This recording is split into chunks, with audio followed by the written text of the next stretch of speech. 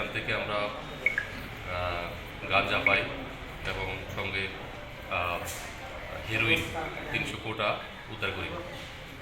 আর লোকনাথ রায়ের স্বীকারোক্তিমূলে আমরা আরও একজনকে গ্রেপ্তার করি, দীপঙ্কর রায়।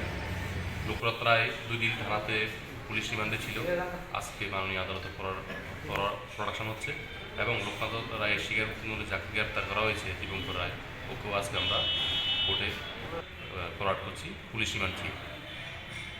ওদের কাছ থেকে আমরা যে উদ্ধারকৃত সামগ্রীগুলি, ক্যাশ টাকা উদ্ধার হয়েছে 19,500, একটা মোবাইল ফোন সিজ করেছি, সঙ্গে হেরোইন এবং গাঁজা।